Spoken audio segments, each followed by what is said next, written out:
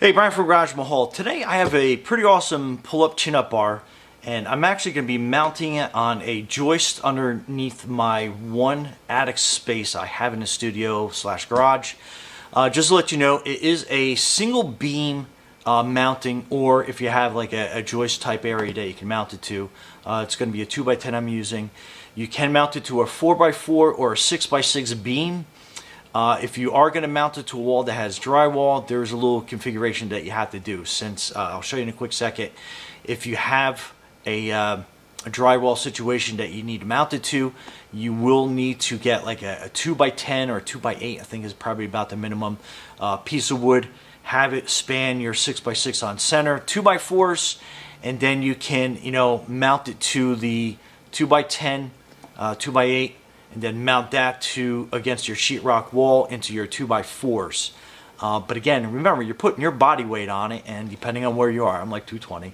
If you're heavier or lighter, you're still putting a lot of torque on this thing. This will work ideally with a single beam, 4x4 or 6x6 post, or like in my case, like a wood joist, something that you can mount it to directly. If you have a cement wall, it does come with cement anchors and wood screws. The cement anchors, you can mount it in. It'll tell you specifics on that, center block and stuff like that. I'm not specifically sure. That's not my realm of comfort. I'm more of a wood guy, so I can kind of like, work with that and figure that out. Just to kind of give you some quick tips and trips. Anyway, let's open up, see what we get. So inside, you can see right away, you have this mounting bar. I've actually had this out and I was examining it. I think in a lot of pictures it shows mounted this way. The correct orientation is actually this way, because this bottom is your support, because you're putting all the weight down on this. That weight will get transferred, just like an arch, transferred to this bottom piece. It does have 6 holes. Absolutely make sure that you are mounting all 6 screws into those holes. That is, first and foremost. You want the most safety possible. You don't want to be in the middle of a workout and then have, this thing kind of like pull out of the wall. You know what I mean? Anyway, so that is that. So you get a couple of sets of different bolts. This is the M86, M8 times 6 bolts. This is what is used to mount the bar to, I guess itself, to the bar to the mount, I guess is what you want. These are your wood screws. They're about 2 inches long, so it will go through like a joist completely all the way through the other side. If you got double joist like I do, that's ideal. Just kind of give you a heads up on that. These are your cement mounting screws. So they basically, it's an expansion screw, so if you're drilling into like a cement wall or something, this will expand behind it, and that will act as your screws for mounting there. And then we have your bar. Anyway, so that is everything that's in the box, safe and secure. Anyhow, let's get into mounting this, and I will show you exactly how I'm going to do it through a wood joist and everything, so you can mount it and use it safely. So stay tuned. Okay, so this is my attic area, and I basically, like I said, this is the outer beam, and it is 2x10, and it is, I have 2 of them stacked up, so it's about 3 inches thick. So these bolts that we have, it's not going to go all the way through on mine, but if you only had a single joist that you're drilling through, with some certainty it would go through to the other side. Just keep that in mind. And so I'm going to basically mount it again. This is how I'm mounting it. And I'm going to center it up on my joist. And I'm going to put it at the highest point just so I have the most floor level clearance possible. And then I'm basically going to drill in these bolts right into the joist itself. And I'm going to use a, basically kind of like an impact gun. So that's going to be what you're using. And that is a 12mm head that you have on top of that. So let's get drilling.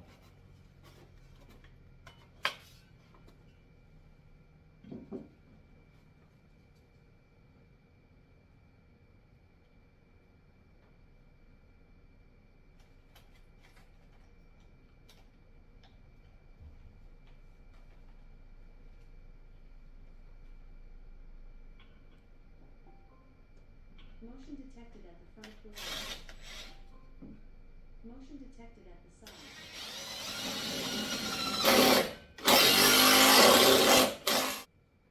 Okay, as I started drilling, I realized that it's really loud, so I got myself some hearing protection and also a level, because we want to make sure that we have this as level as we can.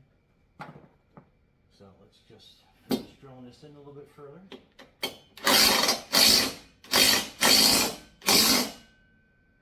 right, now that we got it signed, I don't have it super tight, so we can put a level on it, and we want to make sure that we keep it as level as possible.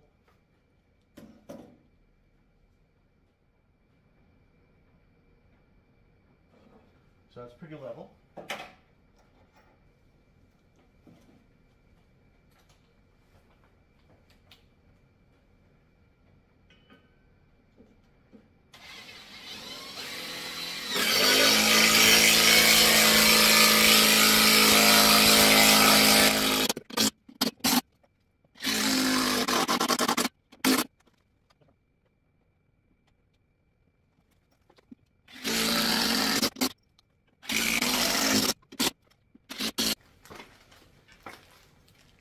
So this bar goes in this way, and it basically just slides on, and then we can just line up our bolts.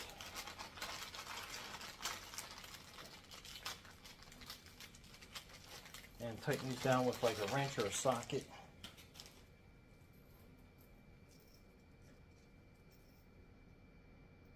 And it's got two washers on either end. So I'll do the cross one first.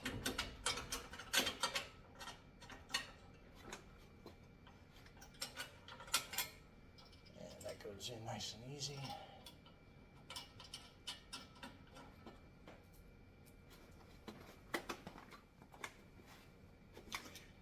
And the head on this is a 14 and the nut is a 13, just so you know. And this other one we'll put in the top part.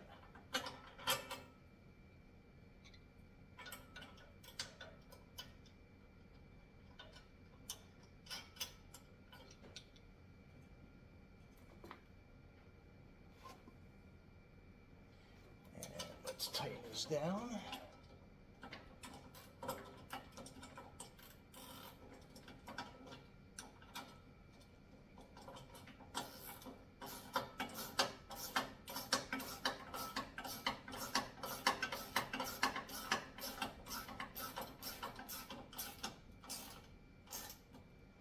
Okay, make sure it's snug, because you don't want this coming loose on you, for sure.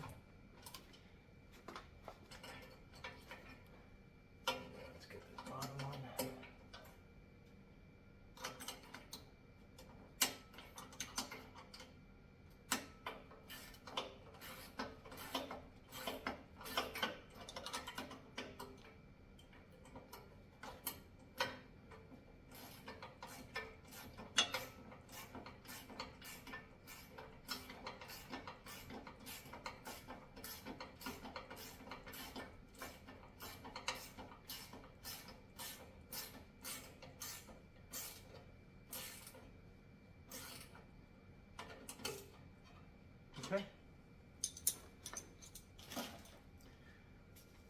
Slide these handles off the ends.